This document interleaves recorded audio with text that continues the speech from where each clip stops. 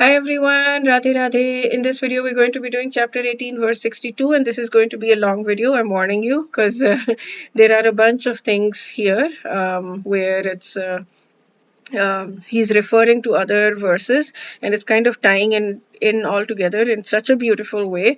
I'm going to talk about them because they mention between the two of them, they mention 4 verses and it ties in beautifully, all of this. And I'm going to be talking about that partly to understand it myself and deepen it myself. I've already read through it and I've memorized, remember, all 4 verses were verses that I had actually memorized, which is amazing, right? Absolutely amazing.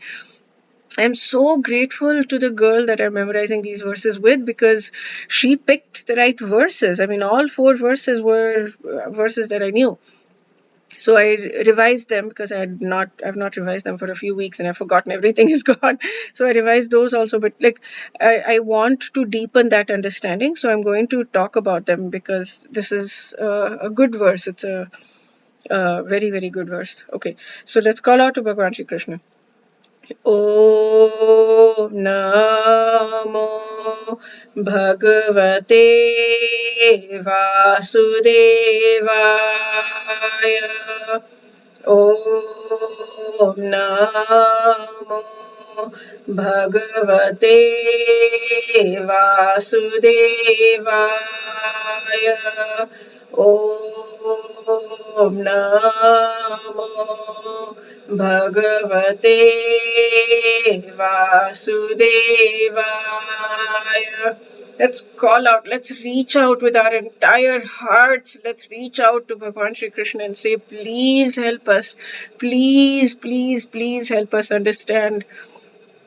There was another conversation I was having. I don't let me go through the verse first, and then if I have time or if I feel like it's not getting too long, then I can talk about it. But about what do we ask for? I've been thinking about this for a long time since I came to Krishna consciousness. What do we pray for? What do we ask Krishna Bhagwan for? So, but anyways, let's go through the verse right now, and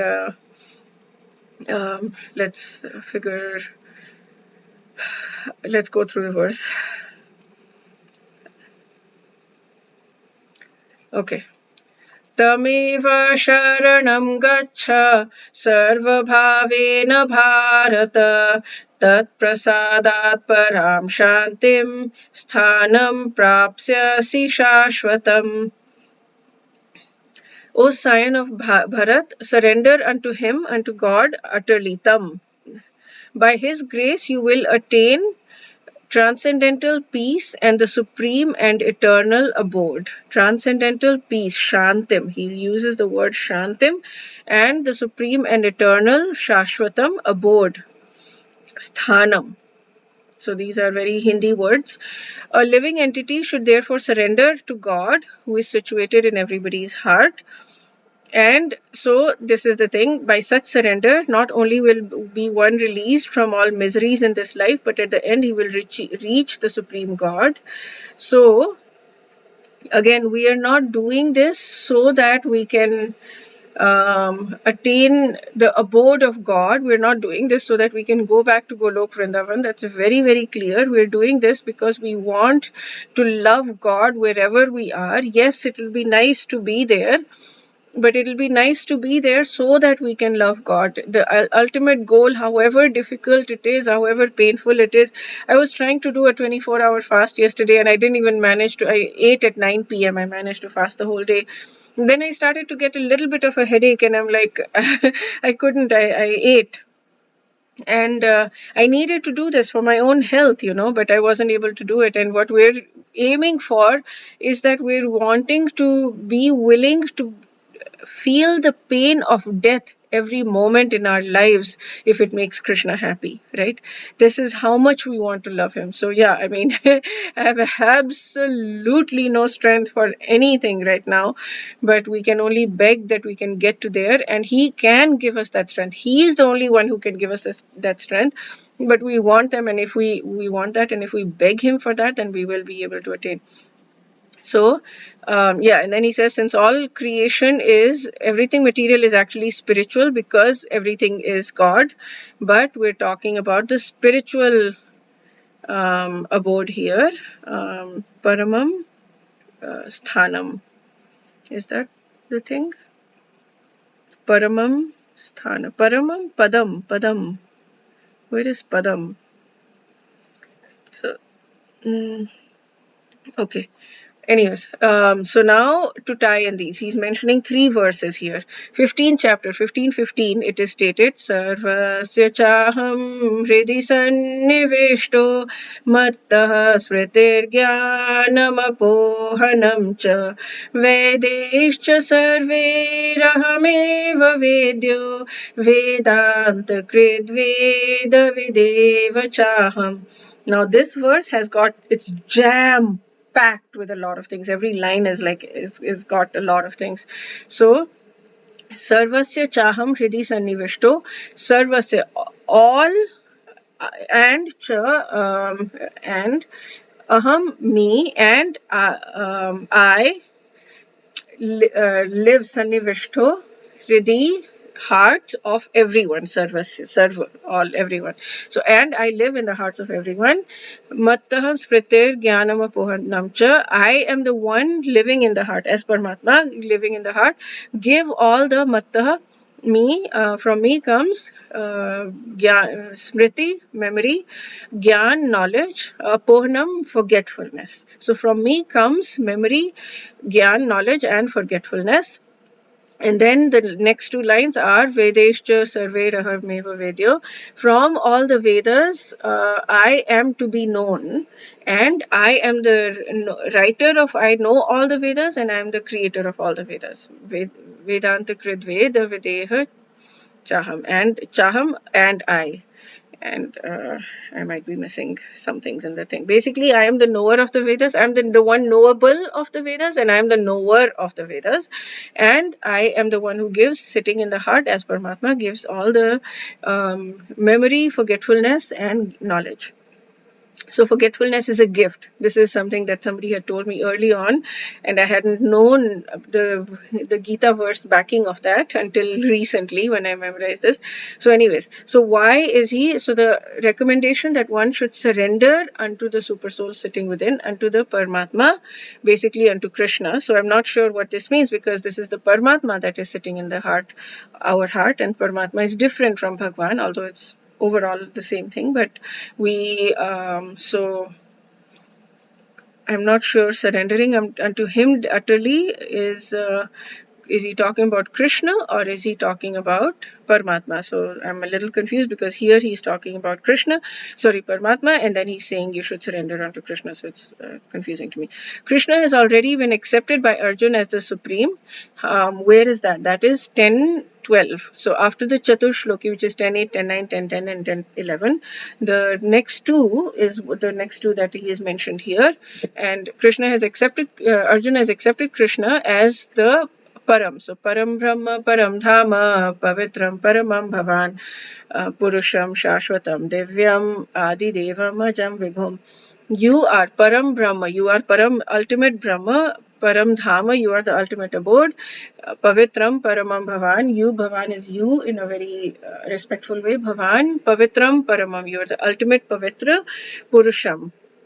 And then Shashwatam, you're eternal, Shashwatam, Purusham Shashwatam. Divyam, you are Divya, you are transcendental.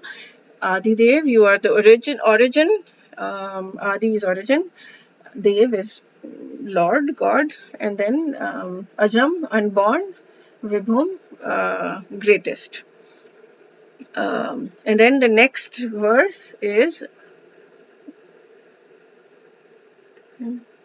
and then the next verse is Ahustvam Rishaya Sarve Devarshi Naradas Arsito Devalo Vyasa Swayam Chaiva Bravishime. So this is saying Ahustvam. Who says Ahustvam? They say Ahustvam Rishaya Sarve, all the rishis, Sare rishis, they say Devarshi Narada Tatha, Devarshi Narad, and Asito Devalo Vyasa, all of these 4, and they say And now you are also saying it to me. Swayam Chaiva.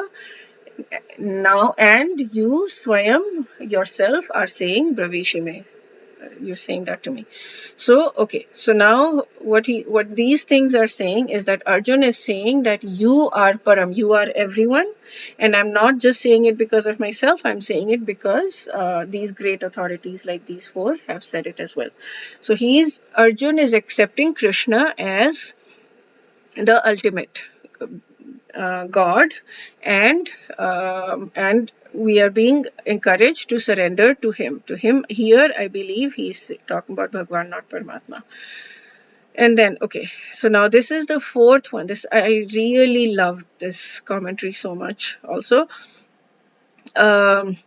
so being dependent on God, we must depend on His grace to get out of His present predicament and attain the ultimate goal. Again, the ultimate goal is what? What we're in here, our ultimate goal, I don't know what the commentary is saying here. Our ultimate goal is to get to a place of pure love for Krishna where we want nothing but to serve Krishna no matter what, because the only thing that brings us joy is to bring him joy. That is the ultimate goal that we have, and that's it. So, but self-effort will never suffice for this. We need God's grace. So, Sachinandan Maharaj had written in his Living Name book that the Maya, the bonds of Maya, they are so strong that it is impossible for us to break them. The only way we can break them is if Chitta Hari, the thief of the Chitta, the subconscious mind, Krishna, takes it away from us and gives it to us. So the only possible way we can get it is through Krishna's grace. And then we will attain eternal beatitude and imperishable abode. This is what I'm saying. We do not want to aim for that. Our aim is to love. However, to receive that grace, the soul must qualify itself by surrendering to God.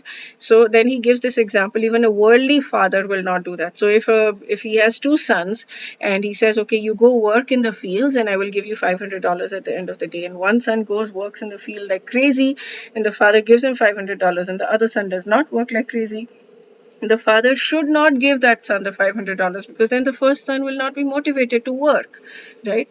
So you have to be fair, because you love Krishna. Bhagwan loves us like mad, but he loves us in order, and he's waiting for us to turn to him. He wants us to turn to him. He wants us to put in an effort. He wants us to try. He wants us to make an effort. And when we make that effort, then he gives us more strength to be able to make more effort. And with whatever strength we're in, we're like a cow that's tied, right? A cow that's tied with a rope to this thing. So it has a certain field. It can only go within that field. It cannot go beyond that radius of the rope. And so we have that certain amount of rope, so we can try our best within that rope, and then we can keep begging, please, please, please give us more so that we can serve more. And it can take however long it takes. So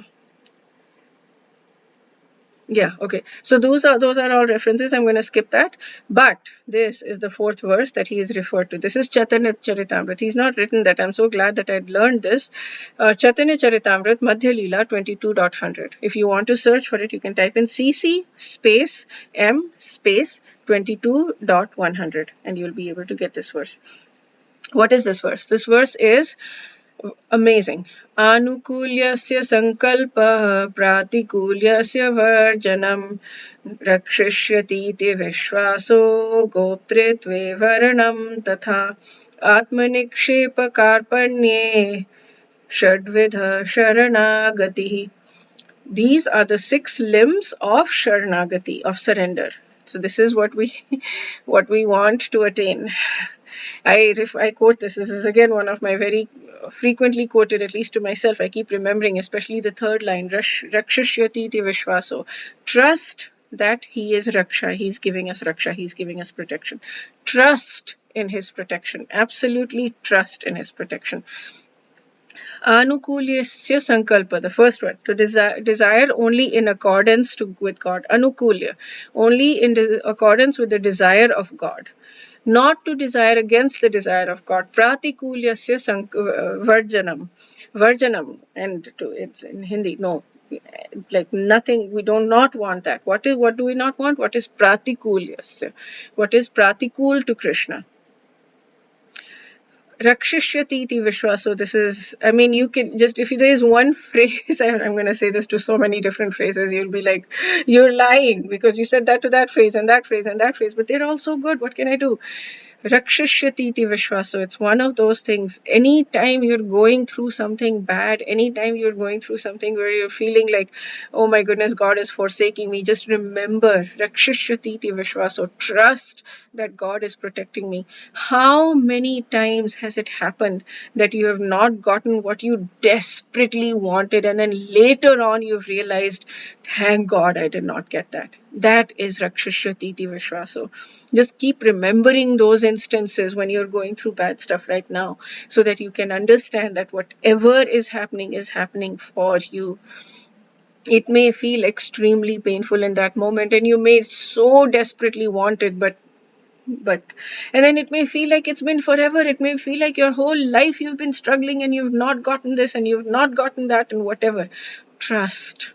When you have this trust that God is protecting us, when you have this trust that He is the Father and He loves us like mad. And then when you start being grateful for, you start to look, it's a way of looking, right? Our minds are always looking for the negative, always. We do not want to be like that though, because when we train our mind to become our friend instead of our enemy and to start looking for the good in our lives, every day we look, what is the amazing thing that happened in my life today, then you start to see the good, because it's not that the good doesn't exist, it's just that the mind always focuses on the negative. That's all the mind sees, that's all the mind wants to see. So when we start to focus on the positive and we start to see it, then we start to see, then this line starts to become very true for us, that we start to trust that God is helping us and is protecting us. And when we start to trust that, then the first two lines also become deeper. Then we want to love God. Then we want to do everything that's anukulya to Krishna, and we don't want to do anything that's pratikulya to Krishna. Why? Because we know that He's protecting us, because we feel His love, and then our love for Him just builds deeper. We should not need to, no, it's not a transaction. We do not need to know that He's loving us in order to love Him, but that's how we are. And when we see that, my goodness, He has got unconditional love for us, absolutely unconditional love for us, and He's giving us so much. And when we have this attitude of gratitude, this is number 4, Goptrit Varnam Tatha. We have received so many gifts from the Lord. And this is like the very basic thing: the earth, the sunlight, the air, the water, the food, the fact that every single living being has a way to live. You know, every single living being on this planet, and how many species, how many living beings are there on this planet? Every single living being has a path, an ability to live. So we're not paying Him tax. He's brought us to life, and He's given us this human life right now, which we can use in such a beautiful way. We can use this human life, and it is the sentiment. This is, we're not paying tax, but we should at least feel like absolute gratitude, you know. And then to see everything we possess as belonging to God, Atma Nikshepa, like the whole thing is just God's. We think that this is our house, my bed, I don't know, I'm just looking at whatever. All of this, my money, my bank account, whatever, it is all belonging to God. Everything is belonging to God. We're just borrowing from God, like when we're going to Ganga and we're picking up water from Ganga and pouring it back, offering it back to Ganga, right? We're taking Ganga water and offering it back to Ganga. That's how we're doing. We do not own anything. We are taking from God and offering it back to God, because we don't have anything to offer to God. We don't have any. The only thing we have to offer to God is our heart and our free will, which is to give up the pride of having surrendered. Karpanye, Atmanikshepa Karpanye. It is so difficult. This one, the pride comes in so quickly. Anytime there is anything that I do good, I'm like, oh my goodness, I'm so proud. And then the next thought is like, oh God, I'm proud. Because when I'm proud and when I'm telling other people about like, oh, see, I'm doing so much, or this is whatever, then I've gotten the benefit of that, or whatever bhakti I've done, or whatever I've done, I've gotten the benefit in that showing offness, and in that telling that I get the benefit of that and feeling good about that in the pride. It's like when you make a kheer and you take, like, you slow cook it and you do it like wonderfully, 3-4 hours you slow cook it and it becomes perfect. This kheer is absolutely perfect, and you add 1 drop of lemon, the entire kheer is ruined. That's how pride is. We don't want to add that 1 drop of pride, and when we do, we do, right? I mean, we will add that pride to it. It will come, but then the only thing we can do is just keep begging Bhagwan Shri Krishna, please remove that pride, because I can't remove it. Like, I don't know what to do. I am so helpless, so hopelessly helpless. I can't do anything. Okay, that's it for this verse. Let's see how long the video has been. Maybe I can talk about it in the next video, the thing that I wanted to talk about what do we ask Bhagwan Shri Krishna when we're praying.